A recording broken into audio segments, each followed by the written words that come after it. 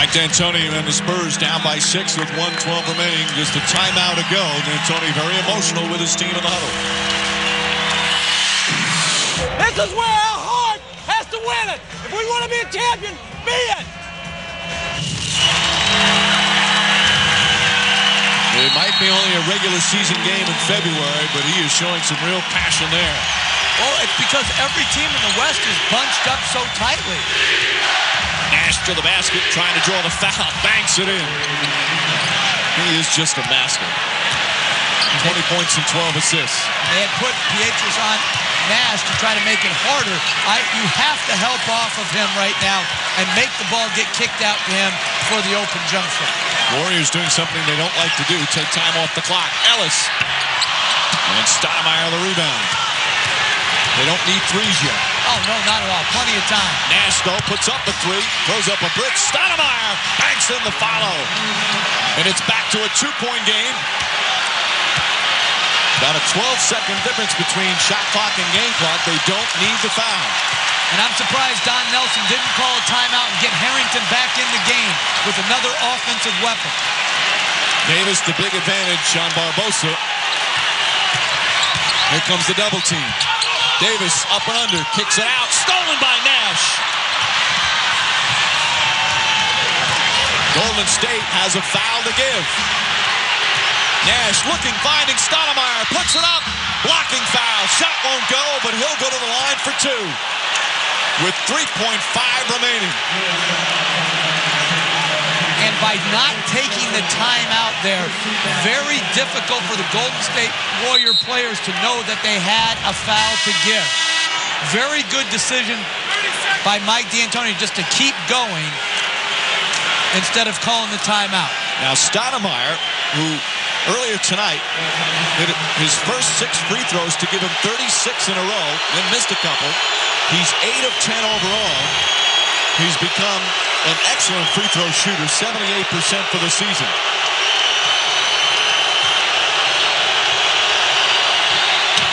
Misses the first. All right, now, does he have to miss the second, or do they have time? No, I would put the ball, I would make it, but I would have Al Harrington in the game. I'd be worried about Azubuike blocking off Roger Bell right here. Well, they still have a timeout left. Hits the second. 1-point game. Now they have to foul immediately as Don Nelson calls a timeout.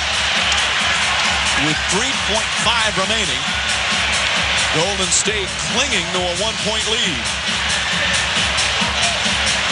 We'll take a break. When we come back, Warriors basketball.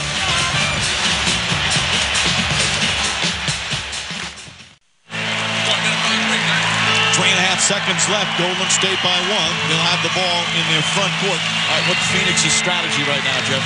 Well, they've got to try to switch every screen and try to cause a deflection or a steal. But the most important thing is to be able to foul immediately. You can't allow separation where a guy can catch and take a dribble and burn unnecessary time on the clock.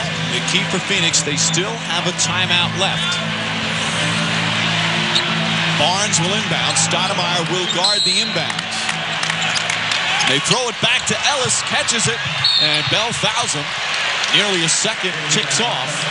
Now Monte Ellis, who has been sensational all night long, will go to the line for the first time tonight.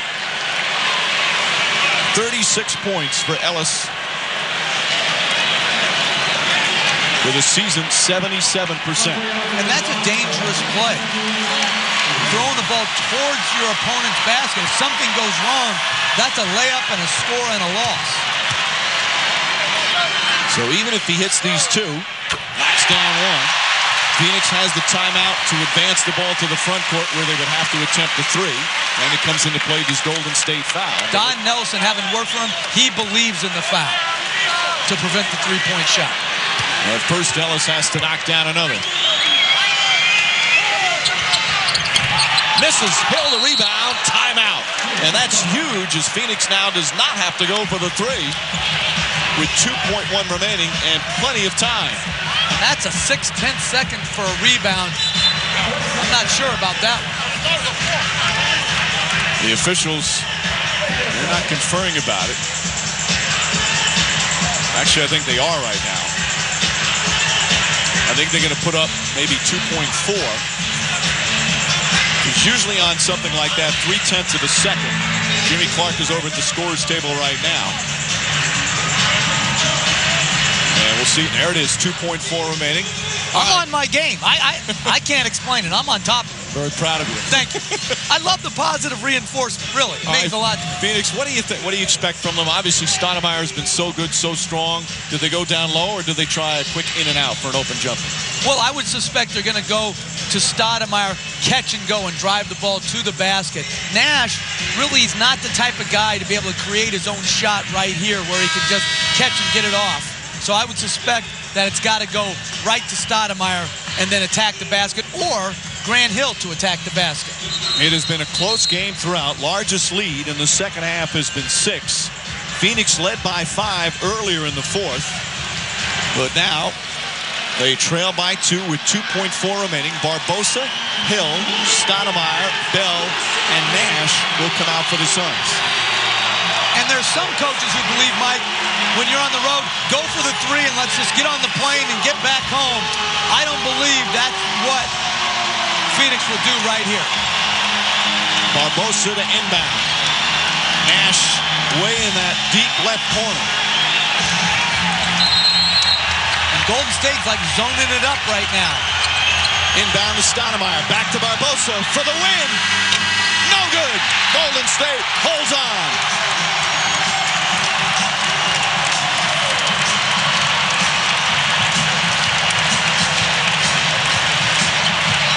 The Warriors win their 3rd in a row and 5 of their last 6. And just a fun game to watch between the 2 highest scoring teams in the NBA. Let's take a look. Well, this is a play. Phoenix runs off, and for Barbosa as the inbounder screen, he gets a wide open look and a great non-call as Barbosa stuck his leg out to create the contact. That's very good job of officiating a last play sequence. Monte Ellis 37, Baron Davis 27. They're both with Lisa Salters. Thanks, Mike. Baron, it ended up being a shootout, and like Nelly said, it came down to a defensive play at the end. What were you thinking when Leandro let that one fly at the end? That he was going to make it. I was mad at Monte. He was supposed to switch. No, it was a scary shot. He hits big shots, but we were just trying to keep them from shooting the 3. But they executed the play well. Now you were out there on the floor with Monte. What was it like watching him do what he did tonight? He's amazing. He do that to me in practice every day. That's why I don't like practicing. All right, thank you very much, Baron. Monte, I asked you this earlier, how big the bucket looked to you, but how were you able to just weave through the Suns' defense as if it wasn't even there tonight? I just seen the hole and try to, use my speed and quickness to get through there and it opened up. It wasn't small as you think it was, but I just try to, just go out and be aggressive and come out and try to start out and get over the second half. Now, if Barbosa had made that last shot, you know you would have been in trouble, right? No, I wouldn't have been in trouble. Baron would have been in trouble. But we won the game. It was a big shot. I'm glad he missed it. And, we just got to go from here. Thanks a lot, and congratulations to you. Mike. A second-round pick out of Lanier High School of Mississippi. Another huge game with 37. Golden State now 2-0 against Phoenix. Both wins on their home floor. Final score, 120-118. So for producer Kenny Wolf, director Jim Moore, Jeff Van Gundy, Lisa Salters, and our entire ESPN crew, this is Mike Green saying so long from Oakland, California. This has been a presentation of ESPN, the worldwide leader in sports.